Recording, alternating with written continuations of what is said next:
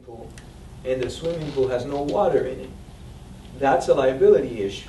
Somebody coming, looking at their cell phone, texting, whatever, not seeing it, fall right in there or break a leg. There you go. That's a liability issue. There's a lot of people that are distracted, not only while they're driving, with cell phones, but also walking.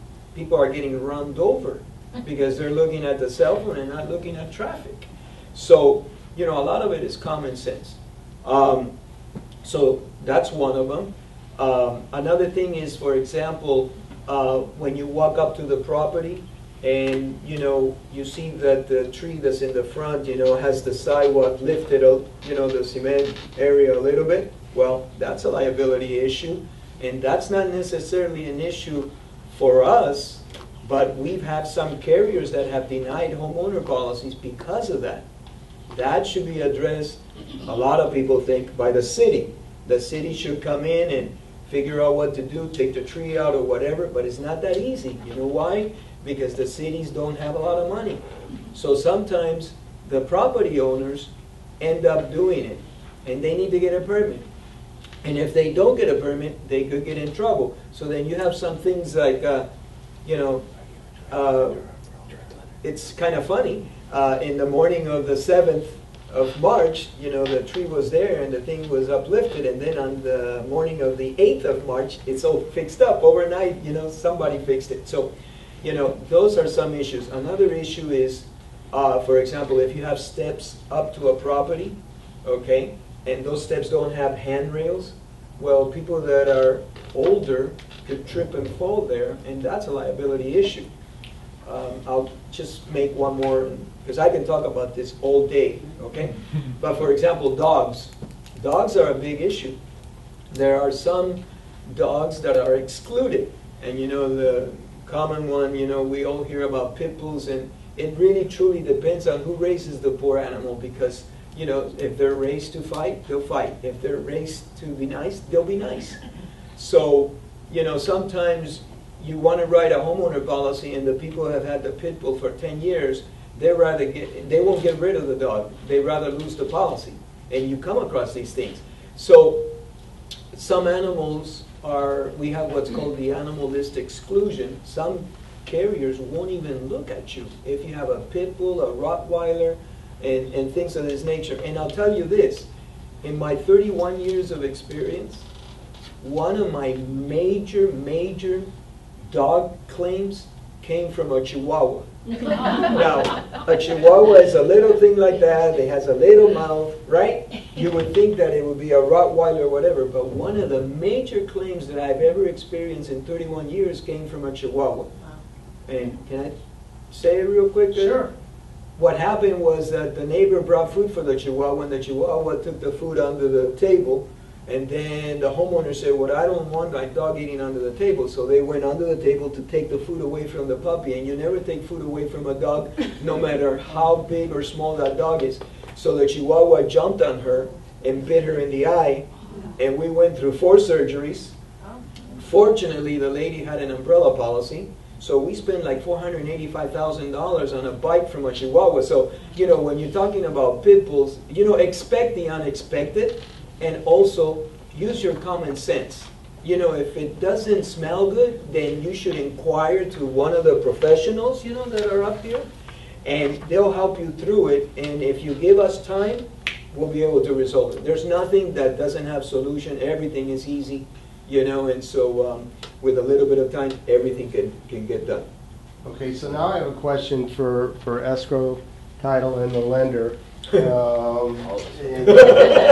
I'm going to start with the lender. Life under TRID. What's it been like for you, and how did your industry have to adjust in order to comply with life under TRID? It's been a dream come true. Everything just right. Oh yeah. I get to sleep in a little bit later. But yeah. No, TRID is. Everybody was freaking out because TRID is going to be this big nasty thing, and then it happened, and everybody had to scramble to figure it out. And in reality, it added more work on the lenders. From my perspective, it added a lot more work on the lenders. Things where we would always just relate back to Escrow to handle a lot of the paperwork, a lot of the numbers, and we only handle our side. Is now we have to do a lot of back and forth, and when we disclose numbers, we have to do worst case numbers, because if the numbers go up, then we're screwed. Anytime anything changes, it's a little more steps, but with anything, when you prepare your clients well enough and you explain to them that anytime we change the spell, we do anything that changes the figures even a tiny bit, you're going to get an updated form called an LE, and that LE is going to tell you something, and then it's going to change probably 4 or 5 times before we get to the CD at the very end. And just be prepared for it and understand that this is just the world we live in. But in reality, comparing it then to now, it's a few extra steps, but we're still closing fast. So yeah, we closed a deal in 13 days last month, and we can still do it with TRID. It's just in 1999, we had a similar situation, but it was different. It was about the computers. We all thought that the January 1st, 2000, we'd turn on our computer and the world would end because we wouldn't be able to access any of our data. So when this happened, I remember everyone was running around in a panic, and social networks had all the experts saying you'll never close another deal in less than 60 days, and actually it just kind of works. So thank you for that.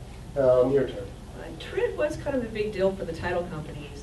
Our company is privately held. It took us over a year to become in compliance with TRID, and it took over $1 million to be in compliance with TRID. Well, the Dodd-Frank has 7 phases, so we've only been through 3. So, of course, for closing the transaction, the lender is definitely the most important. So.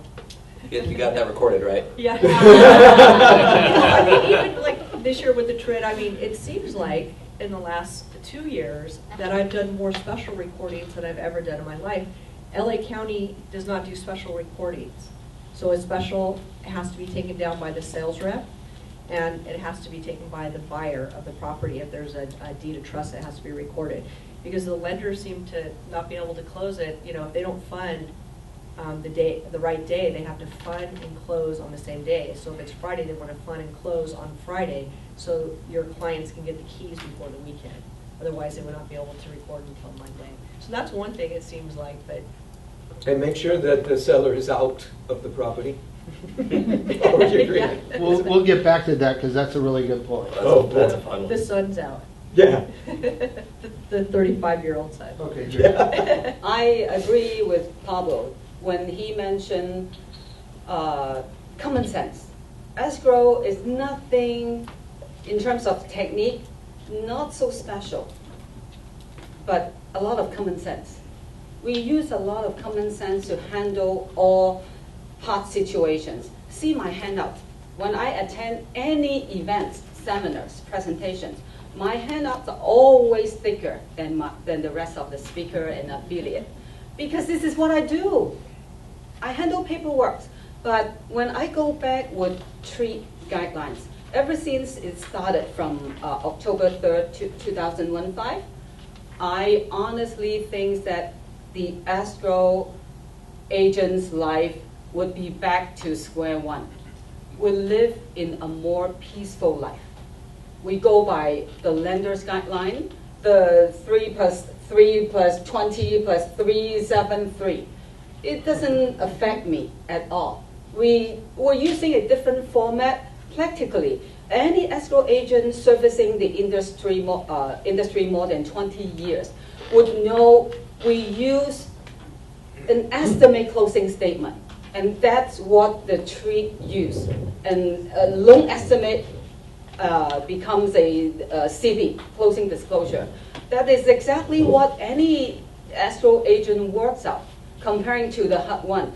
When we go back to the years of 1999, that was the most scary moment, that we're changing our format to HUD ones, all the lines that we have to learn about. It took me almost 1 year to learn about HUD forms.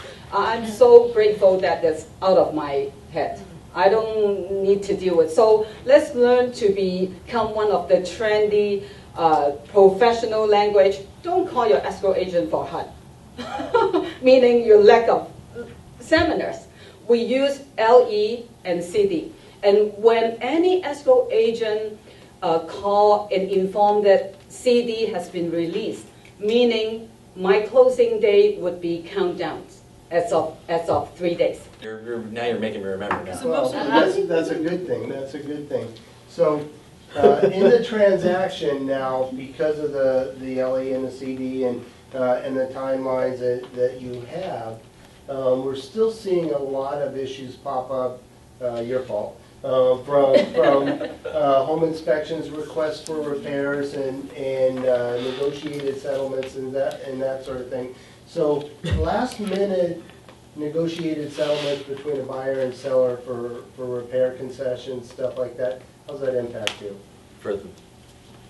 Okay, strain. All right, make sure that you do one thing if you're doing last minute repair concessions.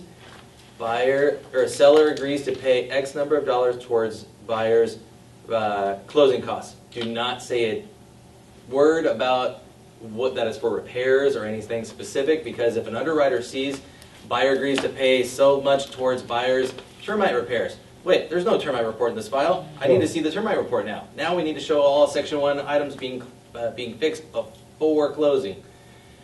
Let's not do that. You just put in the right verbiage and then we can skip over all that fun stuff. But in terms of like the closing, as long as we're not eating into their down payment, a lot of times we can actually fix it right before we get the CD, or sometimes we don't have to reset that 3-day waiting period. Thank you, that was perfect. I set it up on the tee, you hit it out of the park, that's exactly the way it's supposed to You work. knew what you're... Absolutely, nice job. Right. So Pablo, back to you now, because you said something that was very salient to the transaction. We're seeing a lot of transactions negotiated where the seller's allowed to stay for an extra 30 days, 60 days, 12 years. Yeah. And somebody breaks a leg in that gray area between the time the seller no longer owns the house and the buyer owns the house, but the seller's occupying the house. What's an insurance guy to do? It's very easy, okay? The best advice that I can give all of you is try to avoid it. Try to avoid that. But if you can't avoid it, it's resolved easily. So what happens is you got this guy is selling the house, and you got this guy buying the house. So here's the buyer, okay? And then something happens where this person says, hey, can I stay a couple, 2 more weeks? And I've lived through a few of these. One of them was a guy, he had a job set up in Texas, and then sold the property. We got to a point where it couldn't be, taken back in any way. The loan was approved, Escrow was ready to close, title, everybody, we were set. But the job was no longer available for him in Texas. He lost the job before the house closed, Escrow. So he asked the new buyer if he could stay for a couple of weeks, right? And the new buyer said yes. But the couple of weeks ended up being 6 months and in an eviction process. Okay, so that's the worst nightmare. So how do you fix it? Very simply. Even if the person is going to stay for 1 day extra, that person now should be required to buy what's called a renter's insurance. Why? Because his and her contents are not going to be covered in case of a fire. And there's no liability. So make sure they get a renter's policy. And now the homeowner is not a homeowner. He's an investor. This guy has become your tenant, and now you're a landlord. So you need to get a landlord's policy or a fire and liability policy, because you cannot get a homeowner's, because homeowner, you're not living in the house. So you cannot get a homeowner policy. So you have to get a landlord's policy. And it doesn't matter if it's for 1 day or 1 week. If you don't do it, and God forbid something happens, you're holding an improper policy that is not probably going to cover you. Most likely they will walk away from that claim. So if unfortunately you're faced with something like this, there's a solution. Very simple. You're going to spend more money, because by allowing the property owner that's selling you the property to stay longer, now you have to get a landlord's policy, and you're going to have to cancel that in a week, 2 weeks, whenever, and get a homeowner policy. So that carrier may short rate you a little bit, okay? May. We do it for our customers, and we use a company that doesn't charge you. So It's a lot more work for us, but we're happy to get the homeowner at the end of the rainbow, right? But you gotta do it, because I see a lot of people saying, you know what, it's just a week. What can Just a happen week in a with week? days off. You know, it's gonna be a week. What on earth can happen in a week? Nothing, nothing.